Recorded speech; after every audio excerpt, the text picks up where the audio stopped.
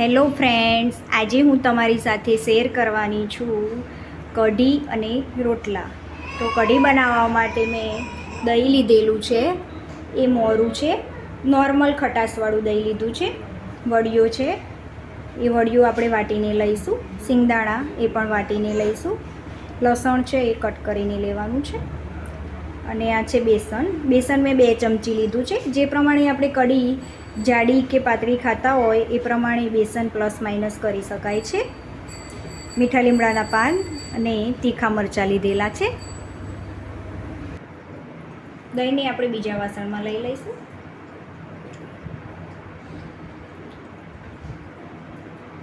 મારે જેટલું દહીં જોઈએ છે એટલું હું લઈ લઉં છું.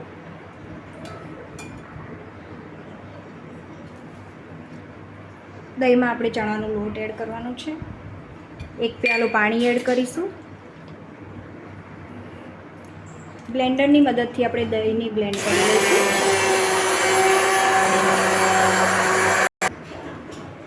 દહીંમાં બેસન સારી રીતે મિક્સ થઈ ગયું છે. હવે આપણે એની અંદર લીલા મરચાં એડ કરી દઈશું. બ્લેન્ડર મારી લઈશું.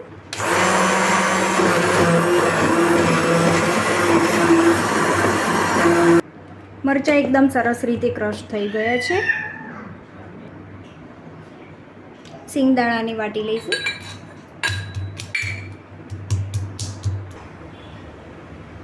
સિંગદાણા વટાઈ ગયા છે. આ રીતે આપણે અધકચરા જ વાટવાના છે.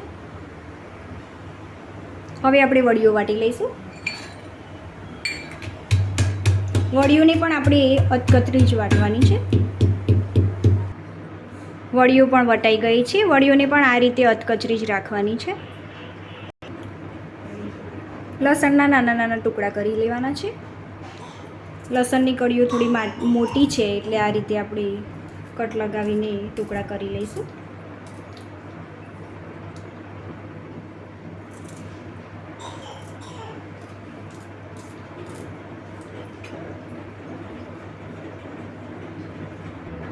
લસણના નાના નાના ટુકડા કરી લીધા છે. હવે આપણે વઘાર કરીશું. મેં આ રીતે કુકર લીધું છે. તમે કોઈ પણ વાસણનો ઉપયોગ કરી શકો છો કઢી બનાવવા માટે. 2 ચમચી તેલ,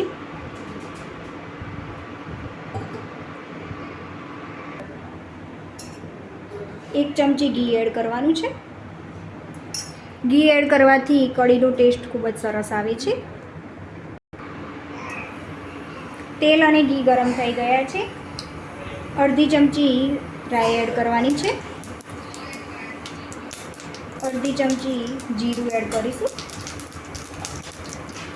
રાઈ અને જીરું તતડી ગયા છે. હવે એની અંદર આપણે જે કટ કરેલું લસણ હતું એ એડ કરવાનું છે.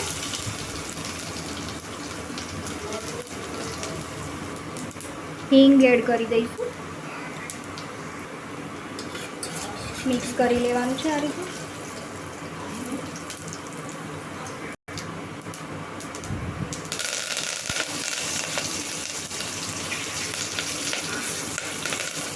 વડિયો છે એ વાટેલી એ લઈ લેવાની છે. સિંગદાણા જે વાટીને લીધા હતા એ પણ લઈ લેવાના છે.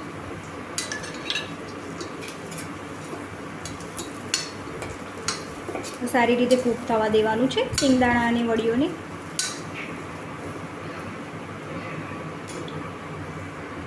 અડધી ચમચી હળદર એડ કરીશું. મિક્સ કરી લેવાનું છે. લીલા મરચાં જો આપણે દહીં કે છાશ ક્રશ કરતી વખતે ના લીધા હોય તો આપણે આ સમયે લીલા મરચાં એડ કરવાના છે. દહીં એડ કરી દેવાનું છે. વઘારને સારી રીતે મિક્સ કરી લેવાનું છે.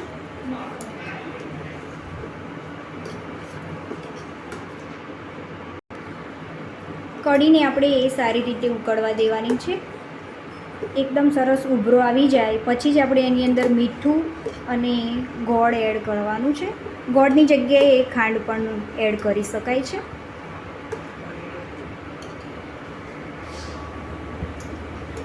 ઉભરો આવ્યા પછી ખાંડ કે ગોળ મીઠું એડ કરવાથી દહીં ફાટતું નથી અને ફોદા ફોદા નથી થતા. કઢીમાં એકદમ સારી પ્લેન બનીને રેડી થાય છે. કઢી ઉકળી ગઈ છે, ઉભરો આવી ગયો છે. હવે આપણે એની અંદર મીઠું એડ કરવાનું છે. ટેસ્ટ અનુસાર લઈશું મીઠું.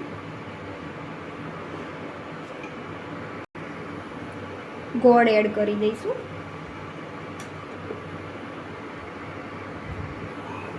ગોળ જે પ્રમાણે ગળ્યું ખાતા હોય એ પ્રમાણે એડ કરી શકાય છે. મિક્સ કરી લઈશું. હવે કઢીને આપણે ઉકળવા દઈશું. હવે આપણે રોટલા બનાવીશું. કઢીને ઉકળવા દેવાની છે. રોટલો બનાવવા માટે તવી લઈ લેવાની છે. ગેસની ફ્લેમ ચાલુ કરીશું. તવી ગરમ થાય એટલામાં આપણે રોટલો બનાવીએ. હું મકાઈનો રોટલો બનાવવાની છું. મકાઈનો લોટ લીધો છે મેં. મકાઈના રોટલાની જગ્યાએ આપણે બાજરીનો રોટલો પણ કઢી જોડે ખાઈ શકીએ. થોડું સ્વાદ અનુસાર મીઠું લઈ લેવાનું છે.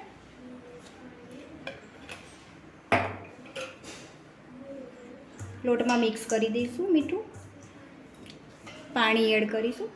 પાણી થોડું થોડું એડ કરતા જઈને લોટ બાંધવાનું છે.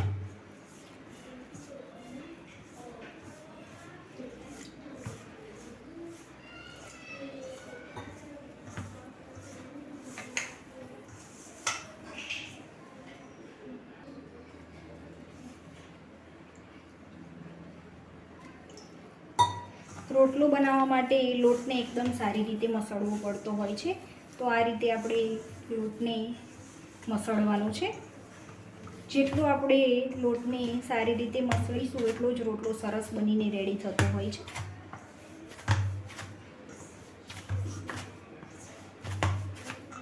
થોડું થોડું પાણી લઈશું અને લોટને મસળીશું. આ રીતે લોટને મસળવાનો છે.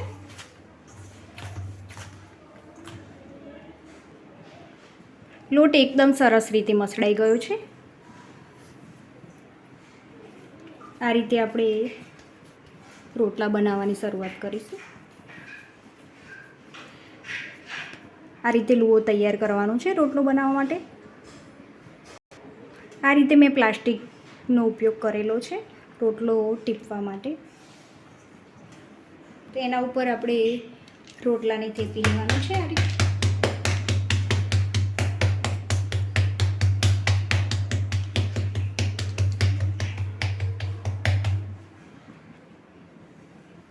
આ રીતે આંગળીની મદદથી આપણે કિનારીઓ વાળી લેવાની છે. આ રીતે વાળવાથી એકદમ રોટલાનું ગોળ શેપ આવશે.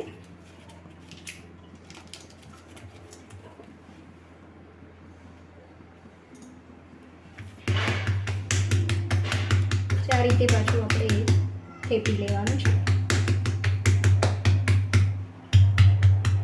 રોટલો થેપાઈને રેડી થઈ ગયો છે. હવે એને ચડવી લઈશું. તવી ગરમ થઈ ગઈ છે. હવે આપણે આ રીતે પ્લાસ્ટિક હટાવી લેવાનું છે. રોટલાને તવીમાં એડ કરીશું. ચડવા દઈશું. રોટલાને આપણે ફેરવી લઈશું.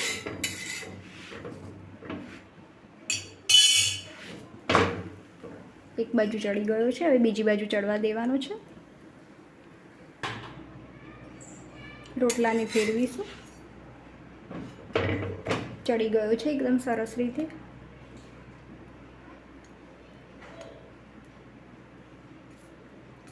નોર્મલ હાથે પ્રેસ કરવાનું છે. એકદમ કિનારીએ થોડું થોડું પ્રેસ કરવાનું છે. એકદમ સરસ રોટલો ફૂલી ગયો છે. જોઈ શકો છો ફ્રેન્ડ્સ.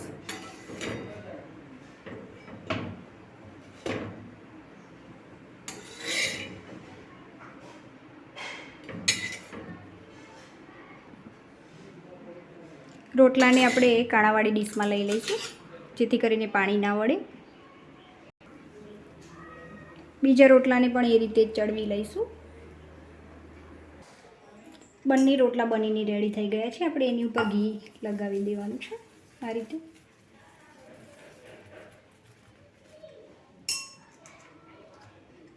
એકદમ સરસ સોફ્ટ રોટલા બનીને રેડી થયા છે.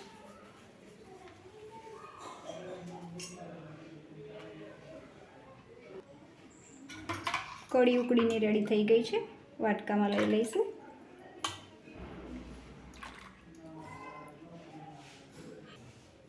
લીલા ધાણા થોડા લઈ લઈશું. લીલા ધાણા ઓપ્શનલ છે, કઢીમાં ભાવતા હોય તો જ લેવાના છે.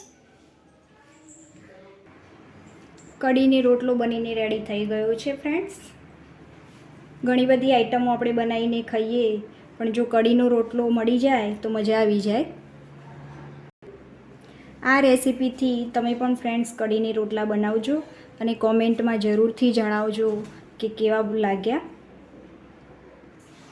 મારી ચેનલને લાઈક અને સબસ્ક્રાઈબ કરવાનું ના ભૂલતા ફ્રેન્ડ્સ. Thank you friends.